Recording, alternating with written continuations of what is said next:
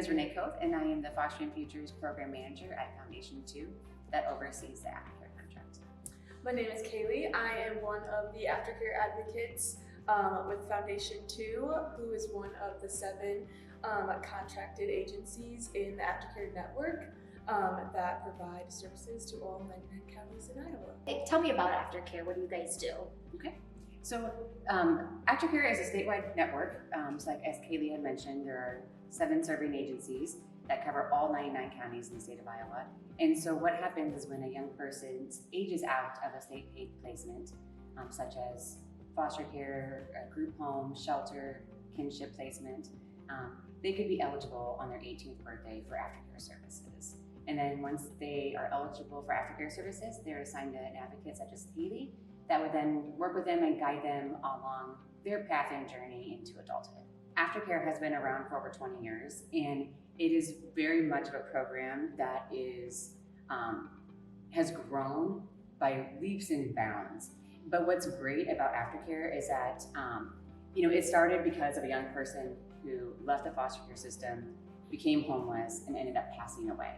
And we realized then that we couldn't continue to do that, and we had to do something different to help these young people who didn't always have supports after aging out to be able to learn some of these tools that Kaylee was mentioning and have these skills to be successful and to be able to continue on and be able to grow into the person that they want to believe in and be. And so that's really important. So you said 18 a requirement. What else are the eligibility requirements? It's a little complex when you're talking about aftercare. There's some different nuances, but generally speaking, if you turn 18 and you've aged and you were in a state paid placement, one of the ones that I've mentioned, they would be eligible for aftercare. There is some other nuances. So if they left a state paid placement after 17 and a half, but they've spent primarily the majority of the time in a state paid placement, they could still be eligible for aftercare. Or if they were adopted after the age of 18, again, some of those circumstances would make somebody eligible for aftercare.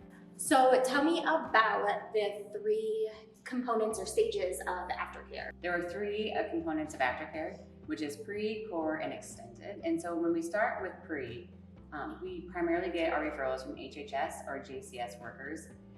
They fill out a really quick form, it gets sent into the state, and then the state lets us know if they're eligible, and then they assign them to that county that would oversee where that young person is living. So when they come into pre-aftercare, our main goal is to really work with them on building a rapport. That's the advocate's sole job, is to build a rapport, build up that relationship, so then they want to learn and they will hear more about what aftercare is and about those core services that Katie's going to talk about. But they're going to get that information, and we're going to learn about what they want their transition to look like. What are their goals?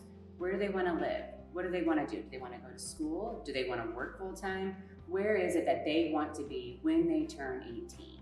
And then we work with those foster parents or wherever they may be staying to help them successfully reach that transition plan. After they would go from pre-aftercare services to core aftercare services. Core aftercare services is 18 until their 21st birthday. They would be assigned an advocate that would meet with them at least twice a month through the voluntary program that is provided. We work with them to create a self-sufficiency plan, which really meets them where they're at to identify their goals, how we can help them continue to take those steps towards being a successful adult. Some of those components are housing, education, employment, life skills, health, and supportive people in their lives. And with those, looking at those and seeing how we are doing, things we can change, improve on. Another component of core aftercare services is financial, of completing budgets, seeing where they are, helping them plan and learn those skills to financially help them support themselves. Part of a financial piece of it too, depending on their eligibility and how they aged out of care, they would be eligible for a monthly stipend or emergency vendor funds to help kind of meet some of those needs and help them continuing to take those steps. Going after core aftercare services, it's called extended aftercare services. So on after their 21st birthday, they'd be in extended aftercare which would go until their 23rd birthday. It's a little bit more hands-off, kind of just as they're needing our support and help, but still being there as kind of like a gradual decrease in supports and things like that. But again, doing financial supports with them, connecting them with community resources, and just, again, being those supports to help them continue to make those steps. Aftercare is a voluntary service. So some of our young people choose or say, like, I don't want to be in aftercare because I don't want to be involved in the system anymore, and I don't want to have all these people and all this oversight and things of that nature. And so we really, during that pre-stage, even in core, if they don't participate in pre, which is again okay, because they can enter into the program at any time, but that it's voluntary.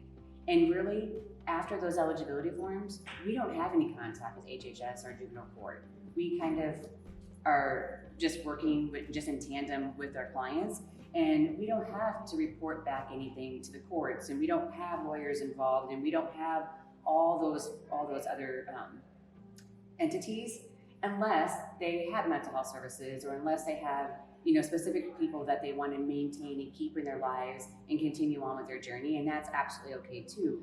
But it's really trying to educate them that, like, it's a voluntary service. You can come and go as often as you want. I mean, we prefer that you don't, but you sure can. And really just, again, build that relationship with them so they understand what the services mean and really what they offer them and how unique and individual they are meant to be. Across the state, because you said you serve 99 counties, right? How many youth are you serving? I would say on average, we're serving 600 youth, whether it be between pre, core, and extended. So again, extended is as needed. So any given month it probably would change or fluctuate, but I would say approximately 600. And so as a foster parent myself, what are some of the advice or tips that you would give foster parents that have a child who is aging out of their home or aging out of QRTP, things like that? What advice would you give them? My best advice is make sure that they know about us, and making sure that you are working with the HHS or JCO worker to make sure that the referral is sent to us, to make sure that we're engaging in those pre-aftercare services and helping plan accordingly for that, to have a smooth transition out of care.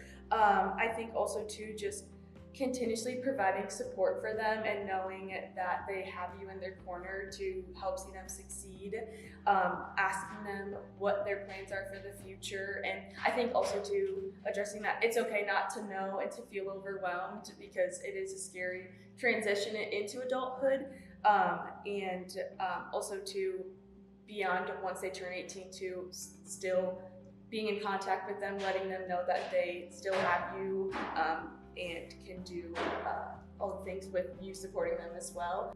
Encourage those workers to make sure they get those referrals out, and we have staffings or meetings, or we can all talk and listen to that young people's goals and what they want to have happen in their transition plan. And then really, once they've met the aftercare advocate, to engage with them and be a partner, like Kaylee said, and like have those conversations, and then let that advocate know, like, here's where we, where they have some questions maybe, or maybe it's a conversation about they really want to learn how to cook, and then we can work, those foster parents can help maybe let them cook a meal once a week so they can kind of learn some of those skills. But then, like, after they turn 18 and they leave your home, be able to say, like, hey, call me when you want that recipe, or let me know when you need some help. And again, just to make them feel like they have that connection. You mentioned a referral process. What does that look like? Yeah. So that would typically, it comes from an HHS or JCO worker. There's a referral form that would just need to be completed. And then also too, it can be self-referrals. You can go on the website or call our 800 number to get a hold of who is the agency providing the aftercare services in those counties or wherever you're located at. And then once that referral process is sent in, then that local agency would reach out to the foster parent directly or whoever's contact information was provided to engage in those services, explain again who we are, what we do, and just get them on the aftercare journey. I just want to piggyback off of what Kaylee said too, is that at any point in time, granted, we would love for the young people to get connected with us at 17 and start that process with pre, but at any point in time, like Katie said, they can self-refer or, maybe sometimes you have family friends that say, hey, I have a young person that's living in my house right now and I just want to know if they would be eligible for services. So anything like that, but at any point in time between 17 and 23, they can fill an eligibility form and become engaged in aftercare, and they can slide right into whatever one of those 3 areas that they would fit into and get services provided. It's the referral process is super quick and easy too. It's just like some basic information, just getting to know, and then it gets in, and we would know relatively quickly too if they're eligible.